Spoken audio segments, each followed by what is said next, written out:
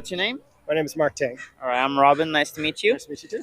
All right, first questions. What's your thoughts on animals in general? I got a couple dogs. I love animals, so but I do eat them. All right, so you love animals, but then you eat them. Yes. All right, so second question is what do you think about animal abuse? Hmm. Well, it's a subjective term, so a lot of people will think certain things are abusive and certain things are not.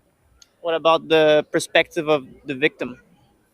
So the victim, as in, again, is very subjective. Someone will see an action and they'll say that's animal abuse, and some other people say, okay, that might be training. So in that case, who's really the victim? So that some people, from perspective, they say that animal's the victim, and some people think, okay, that animal's learning something, so not really a victim. Are you talking about like correction, behavioral correction, stuff like that? That could be one example. Yeah. Yeah, that's Like I would give my definition of abuse would be any unnecessary physical or mental harm to an animal. Would you agree with that? physical or mental. Yeah, I mean, any is a very strong word. I mean, that's the whole spectrum. I do think that people, you grow, you learn from pain. We do that from sports. The more you hurt yourself, generally, that's how your body learns muscle memory. So I would not consider any. All right. I would say some. Would you say And there's that degrees of it. would you say that you're against animal abuse? Yeah, of course. And what about the animals that we send to slaughterhouses to get their heads cut off? Would you call that abuse? Again, it's very subjective. I mean, you're framing it, and yes, they're getting their heads chopped off, but that can be done very humanely, and sometimes How so? uh, you're gone. You don't feel it. Well, That's would you like what it is. say it's humane if it was done to a human? In certain circumstances, I guess under the right circumstances, it possibly could be. Back in the 19, you know, 1500s, 1400s, back in the day, they could torture you to death, or they can give you the guillotine. Me personally, if I was in that situation, I had to choose one of the two. I'm picking the guillotine. What if there's a third option, which would be to leave you alone? Which one would you rather? Well, obviously, leave me alone. Yeah. And which choice would you think the animals would like? Uh, yeah. Well, I mean, obviously, every animal wants to live and survive, so Yeah. they would like to be left alone. But that's if they're being bred and raised for a certain purpose, then that's sort of their purpose. If I was to raise humans for purpose, which would be food, would that make it humane? Would I? Well, that's just not done though. I could. You could, in certain, I guess, certain cultures they do that, but it's not really done. I mean, historically, if you go back to those ancient civilizations, there's been kidnappings and turned into slavery, and some of them were food. I wouldn't say they were raised for that purpose. They were more like, those are our enemies. We're going to go get them, and that's how society has grown in many cultures back in Yeah. history. Let's talk about some things that are cultural in our present day and even legal. It is legal to sell dog meat in this country. So if I were to raise dogs for the sole purpose of their meat, would you think that's moral? I mean, it happens, right? It happens in other parts of the country, but I also know like that's their customs, and if they choose to do that, it's not something that I'd partake in. Why not? I don't have no real desire to, but I'm not going to overly criticize them. Like I do know, like in China, they have tons of dog restaurants, for example, and I do know people who are activists about it. They raise a whole bunch of money in Canada, and they go to China and they buy all those dogs. That's counterproductive. That just increases the demand for those dogs and causes them to raise dogs. So I think that's the wrong way of doing it. Education's one way, so people can decide whether they want to do that or not. But Yeah. I'm not here saying you should never. I'm not here wagging people's like you should never do that. That's really bad. Yeah. Personally, would I do it? Like I do not like hunting. I would never hunt, but I know people who do hunt, and they find that that's the most moral, best way to actually gain those meat, because that's historically what's been done, and they're not in the slaughterhouse, and it's one way that they can attain the meat, and it's organic and whatnot. Not something I would do, but I Yeah. do know people who do that. Would you say that we need meat? I'd say we're bred to be like we're meat eaters. Obviously, we don't need meat. There are certain religions or people who believe that lentils and vegetarians that work. So no, you don't need meat. But I think it's our human nature to have meat. I think we grew up like the first humans, they ate It is meat. cultural, that's for sure. Yeah.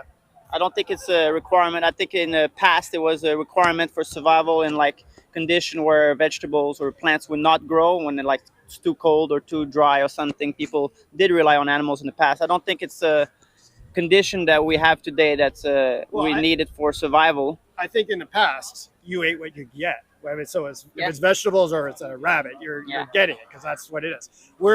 We have the privilege of having refrigerators and all that stuff where we know we're going to get 3 meals a day. But back in the day, you don't do that. That's true. Back in the days, people also like maybe ate a meal once a day and like maybe had animals and like animals products once every 3 days and such. Like it was not as abundant as today, that's for sure. Or they And- just ate whatever they could, and then Yeah. when they left, that's lot it, of- and then they went hungry until they. Yeah, That's how animals live, right? that's true.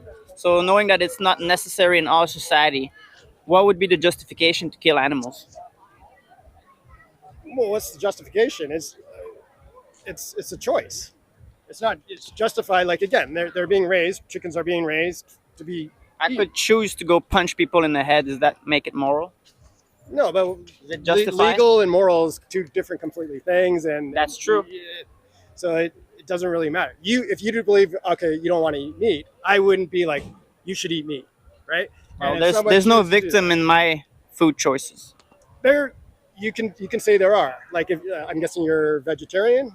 No, what are you? Vegan. Vegan. Okay, so you could take a look at the production of a lot of vegan type of what you get your nutrients from. So almond milk and avocados and stuff like that. If you look at the history of those farming practices, they're horrible. Like the amount of millions and millions of bees that get created because they go through that. Can I respond to that? Well, I'm saying it's not victimless. Like there's always something. Well, I would say that there are some casualty like incidents, but all those bees first come from the honey industry, which they only use to pollinize the like avocado trees or whatever. But in the end, all of those bees die from mites. They don't get slaughtered, or it's like maybe 6% of them die from pesticide. So again, you're coming from a place where you probably study this a lot more than I have, because this is your stance, right?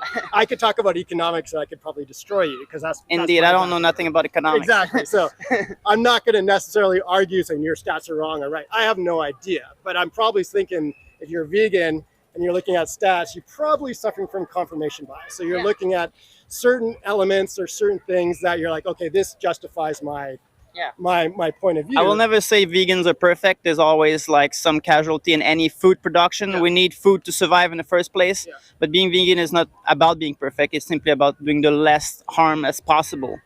Yeah, and again, that's your choice. It's not necessarily, well, it's not my choice, right? So Yeah. I don't criticize vegans, but I'm probably not saying I completely agree with everything you say. Otherwise, I would live a different lifestyle. Yeah. And I do believe that there's a place for both. And if you're vegan and you can work out the nutrients and everything else, which a lot of vegans do, you could probably point to certain athletes that are top tier and they still do well.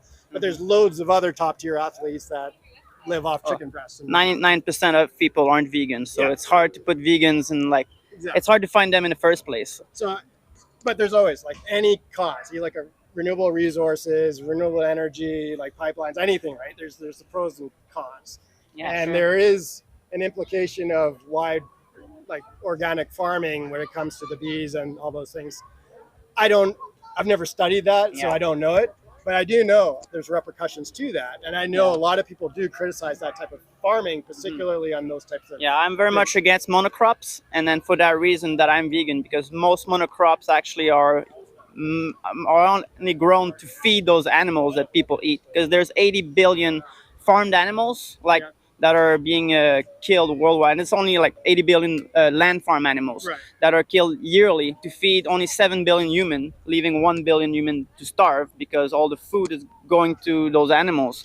So like it would actually save about 75% of land crops if we switch to a plant-based system worldwide.